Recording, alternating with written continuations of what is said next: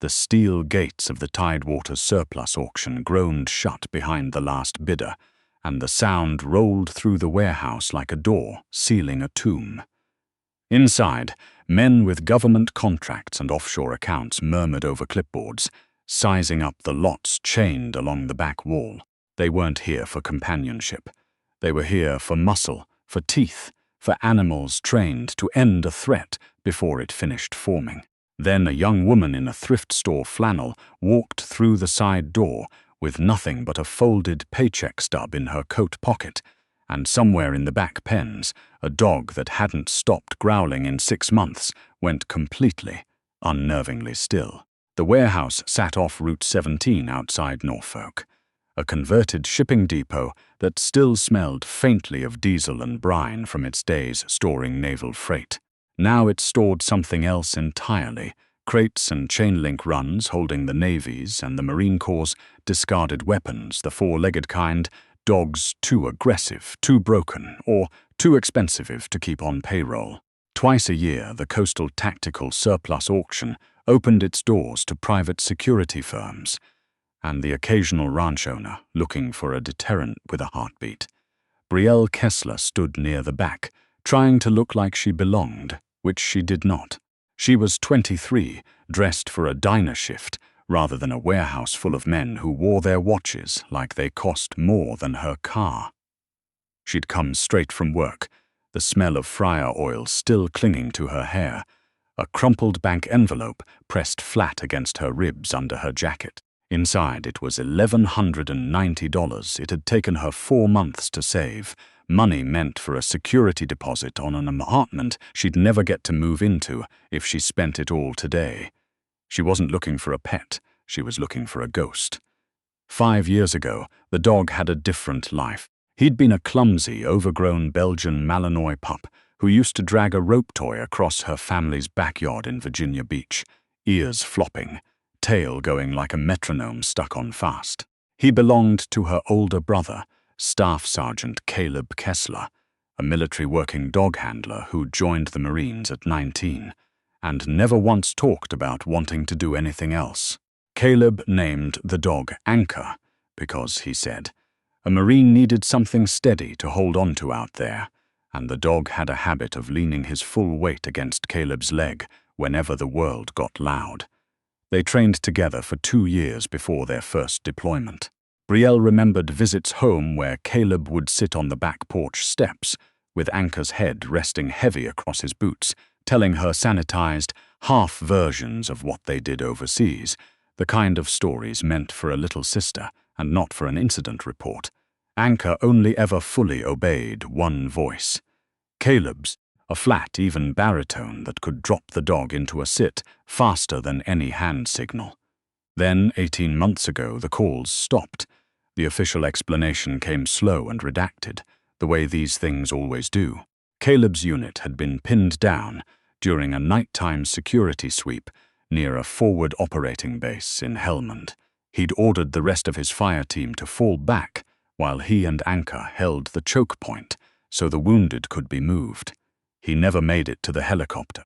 Anchor was found beside him at first light, a chunk of shrapnel buried in his shoulder, refusing to let anyone near the body until a corpsman he recognized finally talked him down. After the funeral, Brielle had asked, begged, really, to take Anchor home. The answer she got back wasn't cruel exactly, just bureaucratic. The dog was Department of the Navy property, evaluated as still operationally capable, and reassigned.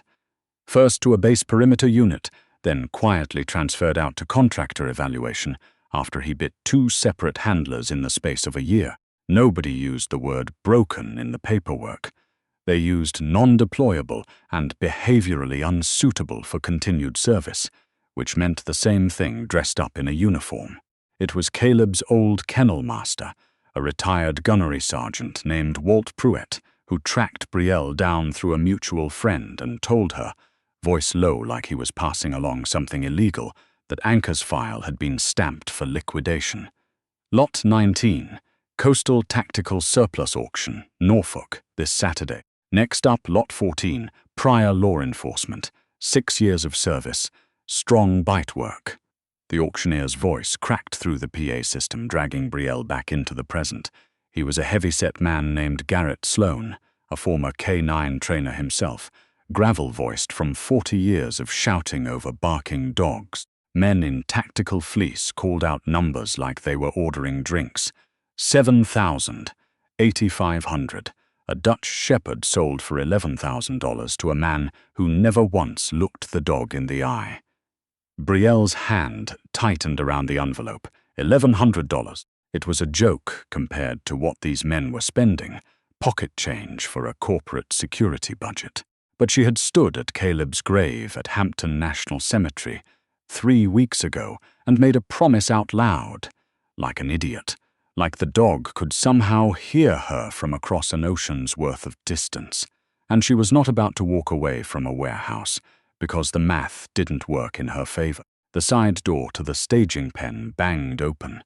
2 handlers came out backward, boots skidding, leaning their whole bodies against the resistance on the end of 2 catch poles. Brielle's stomach dropped before she even saw him. Anchor. He didn't look like the dog from her memory. His tan coat had gone dull and patchy in places, a long pink scar tracking from his temple down across his muzzle, the top third of his left ear simply gone. He wore a thick leather agitation muzzle and was straining so hard against the poles that the handler's boots squeaked with the effort of holding him. A low, continuous snarl rattled out of his chest.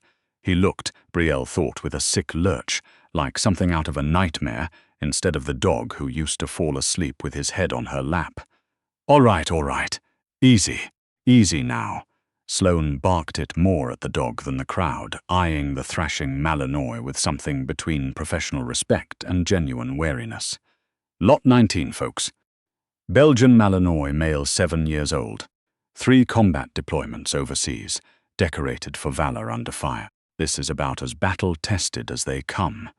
He flipped a page on his clipboard, and his showman's voice flattened into something more careful. Full disclosure. File shows chronic stress response, high reactivity, bitten 3 handlers in the last 14 months. Not recommended for patrol work. Not recommended for public-facing duty of any kind. Best suited for fixed perimeter security. Fenced facility only. Will open the bidding at 800.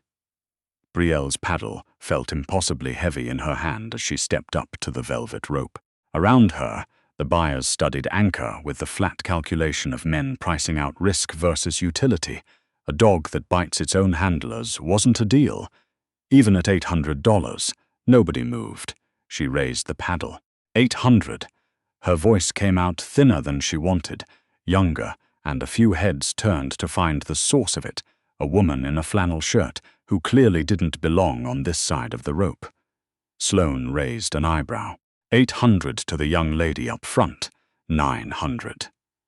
The voice came from the back, bored, barely interested. Brielle turned and found a slim man in a charcoal suit checking something on his phone, a logistics coordinator's badge clipped to his lapel, reading Castlerock Perimeter Sreluslus. His name, she'd learn within the hour, was Dorian Vance. She had $1,190 total. If she went all in now, there'd be nothing left for a vet visit, a leash, food, anything. She raised the paddle anyway. 1,100. Vance finally looked up from his phone. He took her in, the flannel, the worn-out sneakers, the way her jaw was set like she was bracing for a hit, and something in his expression curdled into amusement. He didn't need the dog. He clearly just didn't like losing to a girl who looked like she worked a register for a living. 3,000, he said, sliding the phone into his pocket like the conversation was already over. The room buzzed faintly. 3,000 was absurd money for a defective animal, and everybody there knew it was no longer about the dog. Brielle felt the floor tilt under her. She was done. She had nothing left to offer, and the cashier's envelope in her coat suddenly felt like it weighed 100 pounds, all of it useless. 3,000 going once, Sloan called, gavel rising. Anchor thrashed against the catch poles, snapping his jaws inside the heavy muzzle, eyes wild and unseeing, looking for a threat that had already won. Something in Brielle simply refused to accept it. Before she'd fully decided to move, she was already ducking under the velvet rope. "Ma'am, you can't be back here." A security guard lunged toward her, but she was faster, crossing the open floor and stepping directly into the 15-foot bite radius marked in yellow tape around the staging platform. "Get back! Get the hell back from him!" One of the handlers screamed, planting his boots and hauling on the pole with both hands. The second handler's palm dropped to the taser at his belt, ready to drop the dog before he could close the distance. Anchor saw her. His ears flattened, his eyes blue, wide and black, every muscle in his battered body coiling toward the only threat his nervous system could currently register. He lunged, hitting the end of both catch poles at once. With a crack that made the whole platform shudder, Brielle stopped 6 feet away and did not flinch.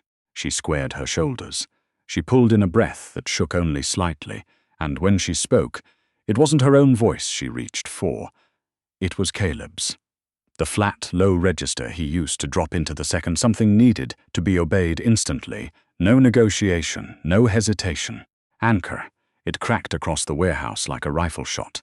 Down. The dog's body locked mid-lunge. The snarling didn't fade. It simply stopped, all at once, like someone had cut the wire.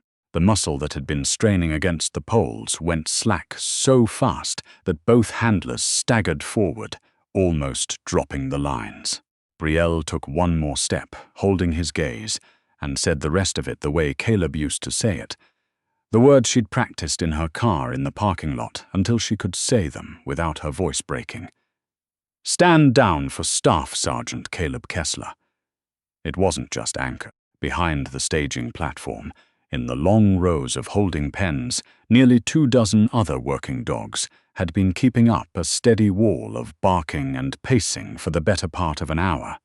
The instant Brielle's voice cut through the warehouse, that noise simply died. One pen, then another, then the whole back room, like a switch had been thrown.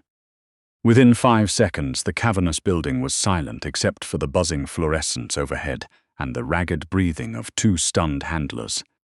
Dorian Vance's hand, still half raised from his last bid, slowly lowered. The security guard who'd been chasing Brielle froze mid-stride, hands hovering uselessly in the air. Even Garrett Sloan, a man who'd auctioned off thousands of dogs in his career, stood with his gavel forgotten and his mouth slightly open. On the platform, Anchor stood rigid, head tilted, his eyes suddenly clear and tracking, fixed on the young woman in front of him like he was trying to solve something. He pulled in a long breath through his nose, taking in the scent of a flannel shirt Brielle had pulled, that morning, out of the cedar box where she still kept Caleb's old clothes. Slowly, deliberately, he lowered his hindquarters to the concrete and sat. Perfect posture, perfect discipline, and let out a thin, high whine that sounded uncomfortably close to grief.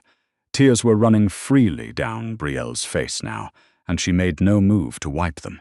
Sloan cleared his throat, the sound enormous in the dead silence. He looked down at the clipboard, then back up at the woman standing inside the bite radius like it was nothing at all.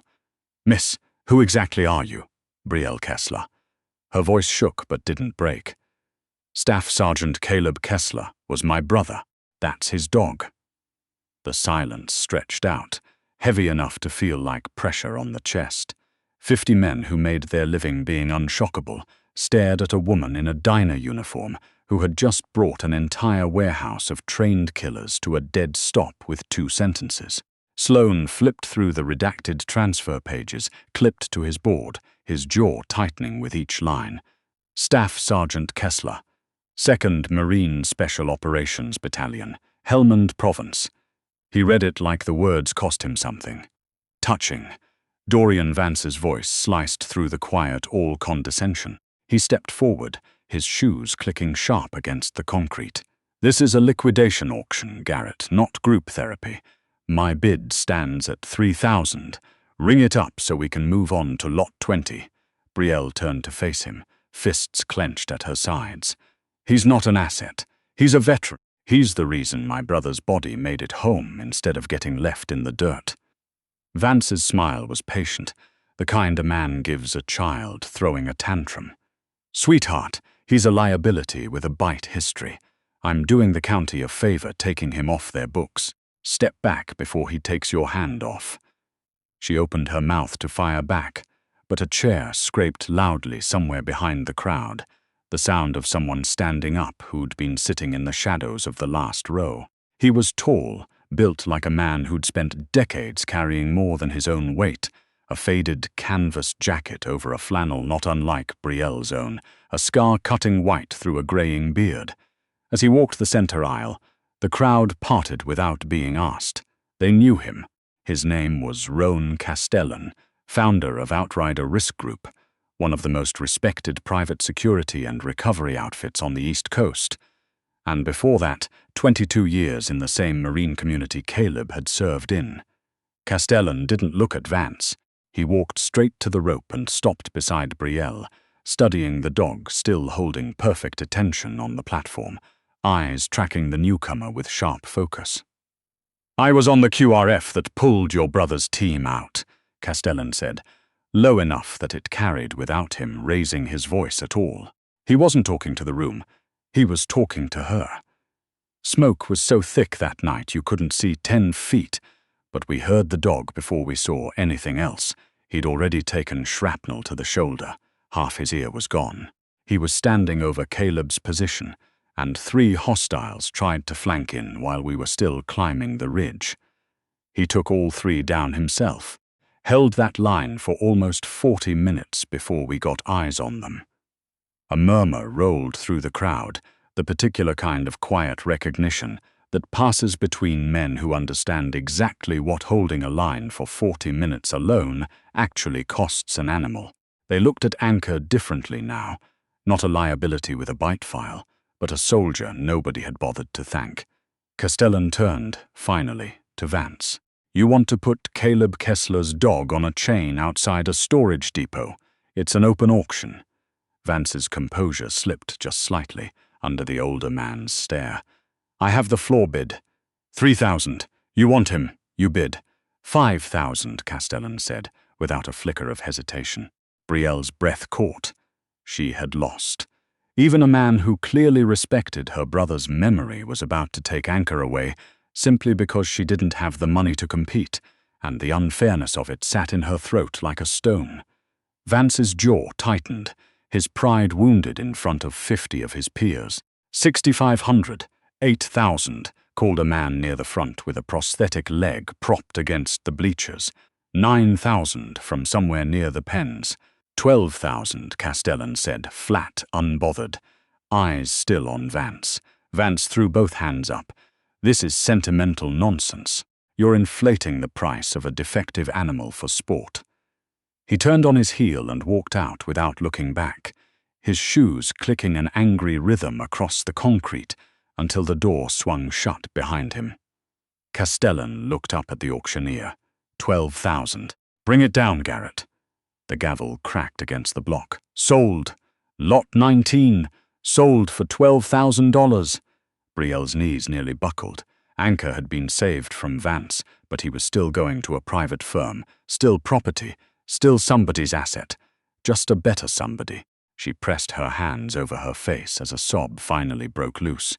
Castellan reached into his jacket and pulled out a checkbook, scribbling fast, tearing the slip free.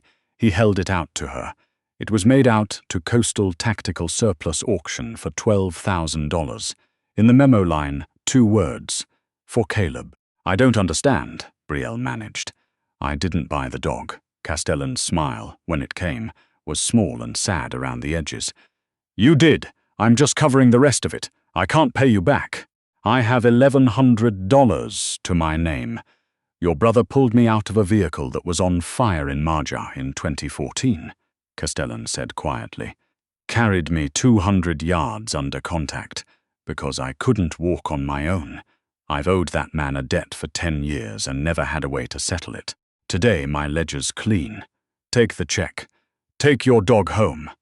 She took it with hands that wouldn't stop shaking and walked it to Sloane's table, laying it down beside her own crumpled envelope. Sloane stamped the transfer paperwork with a heavy final thud. Lot 19, transferred to civilian custody. He looked at the two handlers still flanking the platform. "Bring him down." They hesitated. Calm as he looked, Anchor was still classified as a high-reactivity animal, and nobody in that building was eager to be the one who got it wrong. Slowly, they walked him down the ramp, muzzle still in place, eyes locked on Brielle the entire way. "He's wearing a level 4 restraint muzzle, ma'am," the lead handler said when they were 5 feet out. "We need to crate him for transport. If he comes out of whatever this is, he could do real damage." "Let him go," Brielle said, her own voice now steady, not borrowed from anyone. "I can't authorize that. Drop the poles," Castellan said from behind her. And there was enough command left in him after 22 years that nobody argued. The catch poles clattered to the concrete. Anchor was free. 50 armed, hardened men held their breath at once. If the dog bolted, if some old wiring in his brain misfired and he went for her throat instead, it would be over before anyone could move to stop it. Brielle didn't hesitate. She sank to her knees on the filthy floor, making herself small, palms open and empty in front of her. Anchor took one step, then another. He closed the last of the distance and stopped with his scarred face inches from hers, breathing her in, the flannel, the years, whatever was left of her brother woven into the fabric, and a shudder ran the length of his entire body. He pushed his head into the crook of her neck and let out a sound that didn't belong to a combat dog at all, something closer to a sob than a growl, and leaned the full 70 pounds of himself against her like he intended never to stand on his own again. "I've got you," she whispered into what was left of his ear. "I've got you. You're done. We're going home." Her fingers found the brass buckle at the back of the muzzle. One of the handlers started to step forward. "Ma'am, wait!" And Castellan put a hand up that ended the objection before it began. She unfastened the strap and pulled the heavy leather away, letting it drop to the concrete. Anchor didn't snap. He didn't growl. He dragged his tongue once across her wet cheek, made a low, rhythmic sound in his chest, and simply waited, like a soldier finally given permission to stand down for good. Brielle stood up on legs that barely held her, clipped a plain nylon leash to his collar, and said, "Heel." Anchor fell into position against her left leg instantly, perfect, disciplined, like 7 years of war had never managed to erase the dog he used to be. She walked him down the center aisle, and the crowd, the contractors, the mercenaries, the men who'd spent the morning bidding on living weapons like used trucks, stepped back without being told to, clearing a path. Some nodded. Some just looked away, unwilling to meet her eyes. It wasn't a girl and a dog leaving a warehouse. Every man in that room understood it was a brother being carried home, the only way left to do it. Roan Castellan watched them go from beside the rope, a faint, tired smile pulling at the scar through his beard, and then he turned and disappeared back into the rows of empty folding chairs. A year later, the porch of a small rental house outside Virginia Beach caught the early evening light coming off the bay, salt air drifting in through the screen door. Brielle sat curled in a porch chair, with a stack of nursing school flashcards in her lap, half studying, half watching the water. At her feet, sprawled across sun-warmed boards, lay a 70-pound Belgian Malinois, coat brushed glossy, the scar along his muzzle faded to a thin, pale line. He twitched in his sleep, chasing something only he could see, and for the first time in a long while it looked like a good dream. He didn't pace the fence line anymore. He didn't wake up snapping at shadows in the dark.